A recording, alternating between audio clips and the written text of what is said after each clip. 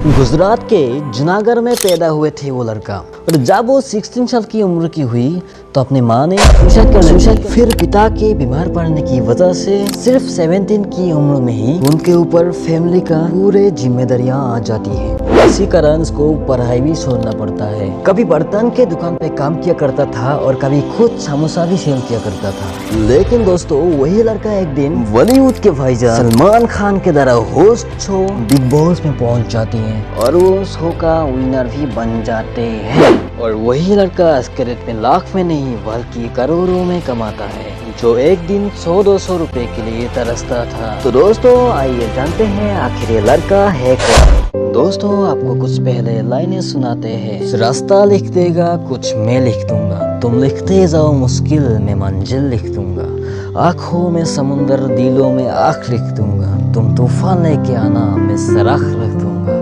मेरे पैर गद कर भी तुम्हें कोई फायदा नहीं होगा, मैं जमीन पर बैठा बिना तो आसमान नहीं। दोस्तों मैं यहाँ बात कर रहा हूँ कॉमेडी और शायरी से सबका दिल जीतने वाला मुनव्वर फारूकी का। दिल्ली मेट्रो का टिकट मेरे को लगता है इनकॉग्निटो मोड से लेना होगा।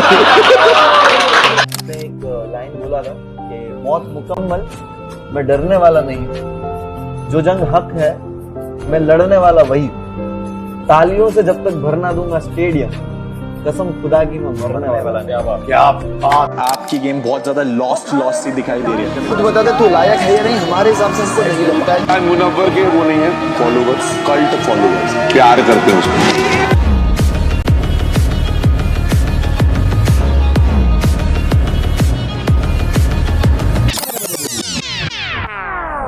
दोस्तों मुनव्वर भाई के ये सक्सेस के पीछे कुछ स्ट्रगल स्टोरी है जो आपको जानना बहुत ही जरूरी है। तो दोस्तों आपको बताया था कि 16 की उम्र में ही मुनव्वर भाई की मां ने आत्महत्या की थी।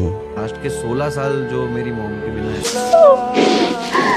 तो हम लोग की सबकी ताकत है। और साल 2008 में उसके पिता ने उसे और उसके 3 बेटियों के साथ मुंबई चले जाते हैं ताकि वो जिंदगी को कुछ नया मोड़ दे सके। और मुंबई में वो लोग दंगली में रहने लगे और यहाँ आने के बाद ही पिता बीमार के कारण बेड रेस्ट पे आ जाते हैं। और इसी कारण सिर्फ 17 की उम्र में ही अपना मुनव्वर भाई को पूरे फैमिली का जिम्मेदारियाँ उठाना होता है। और बस ऐसे ही फैमिली सपोर्ट के लिए मुनव्वर भाई ने दिन में बर्तनों के दुकान पे काम करता था और दोस्तों वो रात को कंप्यूटर में ग्राफिक्स डिजाइनिंग भी सीखता था। और ऐसे ही सिलसिला आगे चलते गए और वो दुकान के बाद ग्राफिक्स डिजाइनिंग की काम करने लगा। और ये काम उसे करते करते ये इल्म होता है कि पोस्टर में जो 1 लाइनर 5 लाइन होता है वो लिख सकता है। और ऐसे ही लिखते लिखते उसको पता चलता है कि स्टैंड अप नाम की भी कोई चीज होती है। यहाँ स्टैंड अप यानी कि जो कलाकार अपनी कलाकारी से दर्शकों को हंसाता है यानी कि कॉमेडी करता है। क्या बहुत हंस रही है तू? फिर क्या बंदा लग गया काम पे और दोस्तों कुछ ही सालों में अपना कलाकारी दिखा के सबका दिल जीत लेता है। दोस्तों ये बंदा जेल में भी जा चुके हैं। When I got arrested, कितनी देर के लिए अब तक? 37 days। मगर क्यों? तो चलिए जानते हैं। दोस्तों आपको हम बताया था कि मुनव्वर भाई ने स्टैंड अप कॉमेडी की दुनिया में लोगों को एंटरटेन कर रहे थे और 2020 में बंदा यूट्यूब चैनल भी खोला।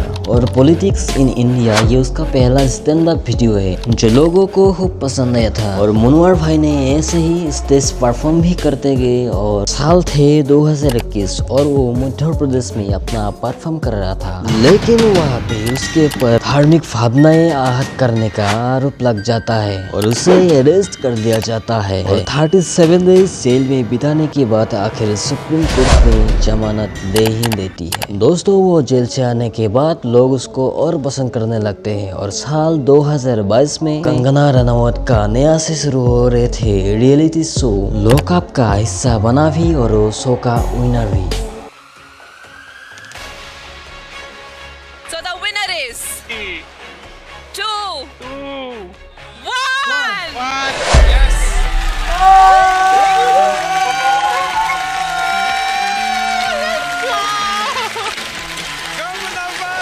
और ये शो जीतने के बाद उसके फैन फॉलोइंग 4 गुना बढ़ जाता है और उसके पॉपुलैरिटी आसमान छूने लगती है। और अब लोगों को ये लगता है कि वो बिग बॉस में भी आएगा। और आखिर काफी सारा चर्चा के बाद अपना भाई की एंट्री हो ही जाती है।